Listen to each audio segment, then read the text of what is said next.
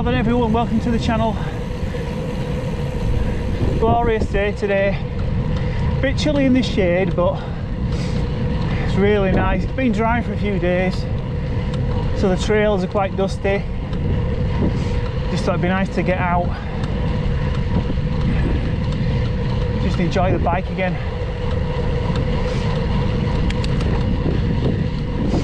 Also, I'll give you a swallowed a fly. Also, just going to do a test of the new tyre today. On the last video I mentioned that the Racer SK had got a puncture, and it's been like that for a while. I'd fixed it, or so I thought, but it was still leaking air, so made the decision to get another tyre.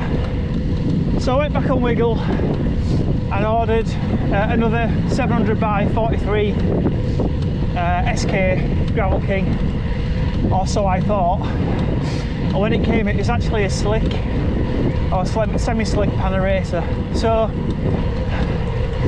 inadvertently got the wrong tyre, so I put it on anyway. So I'd been toying with idea, now that I'm doing more roads like this and nothing really technical, I thought it might be good just to try it out on the back and just see what it's like.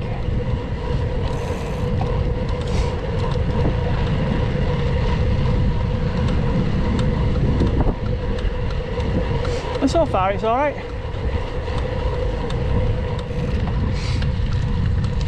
So the Tempest is riding well at the moment. I've still got a click, which I thought it was a bottom bracket.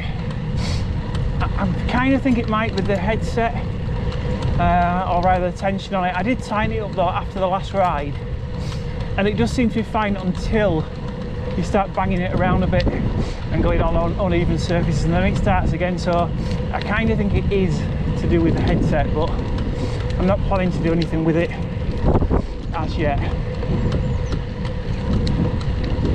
don't know if you can hear it actually when I'm pedaling, but yeah, it's definitely still there.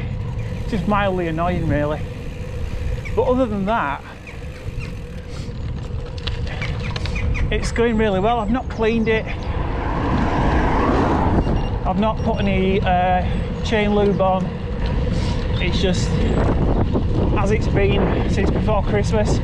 Again, I'll temper that with the fact that I haven't done that many miles on it, but the fact that you can just leave it in storage and get it back out again and it's fine, I think it's brilliant.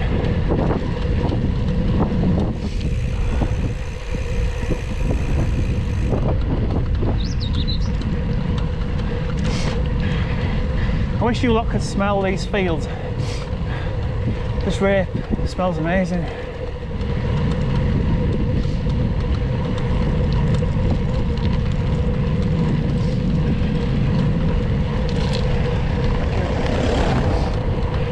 It's nice as well, the motorists give you a bit of a wide berth on the bike as well. Since the new laws were introduced over here, or the new guidance should I say, for the highway code, you're not supposed to come within, I think it's 1.5 meters of a cyclist. And so far, although I've not been out that much, they do seem to give you a wider berth. I think it's brilliant because it can only inspire more confidence, especially if you're a little bit unsure on the roads.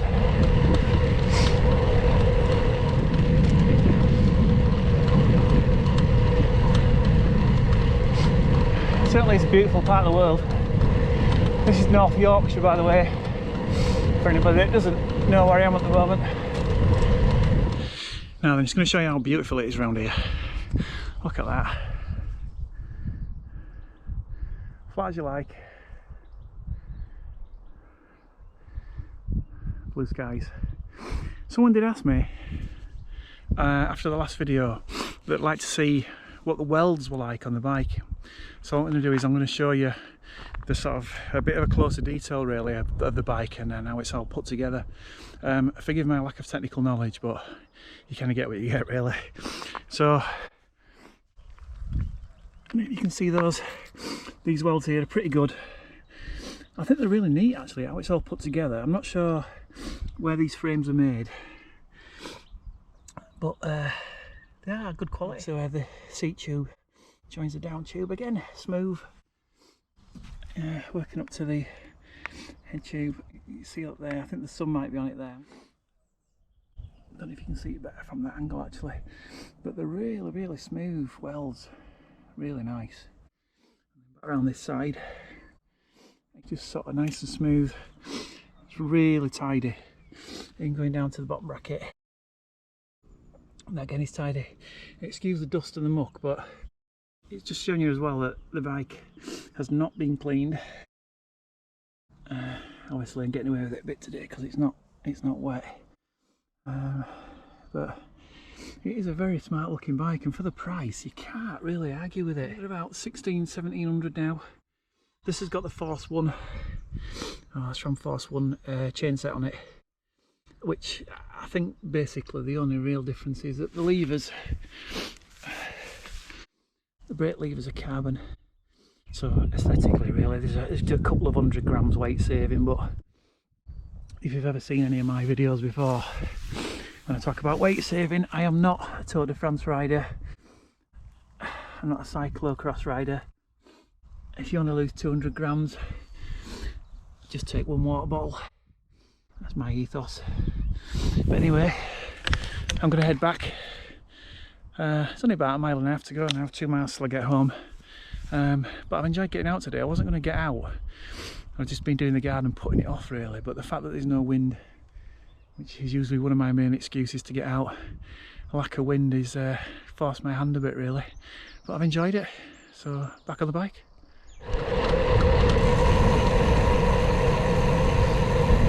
It's just occurred to me that I've not even shown you at that last stop the Panaracer tyre. So when I get off it and I do my little roundup, I'll just show you the tyre, show you what it looks like. I may get another one for the front, not sure yet to be honest. I do kind of like these SKs because they're so versatile. It means I can go a bit more on the looser stuff if I want to. The concern with the slick is that it's going to sort of skip around a bit much on this loose soil, so we will see.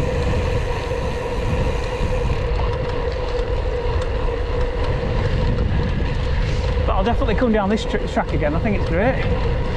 Nobody on it.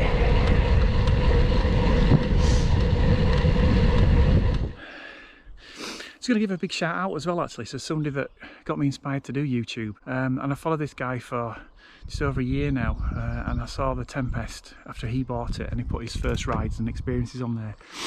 And the guy's had some issues with his site and whatnot, but he's recently started posting again. So if you are watching, I don't know if you do, but if you are watching, keep smashing it mate, you're brilliant. I love watching your stuff, and long may it continue, and thanks for being my inspiration.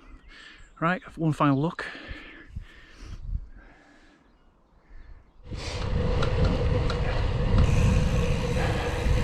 So I don't know if on the left of the picture you can see this like a iron girder barrier, but just over that is the River Ouse. Well, just over that is the river, and that's just an indication of how much the river swells during the rain and wet weather, the winter periods over in the UK.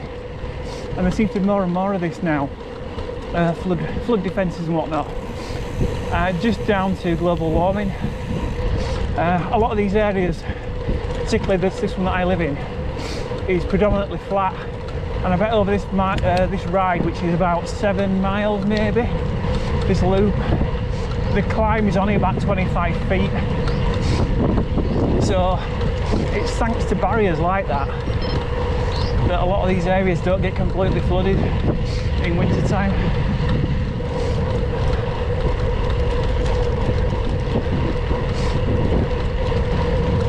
Now then, that's the only cyclist I've seen so far.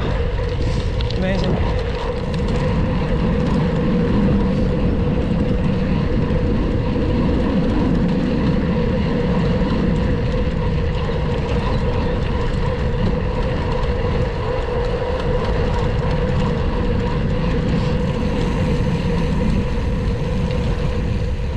Back to civilization. as promised, this is the Panaracer 700 by 43C. As you can see, it's sort of semi-slick, I guess.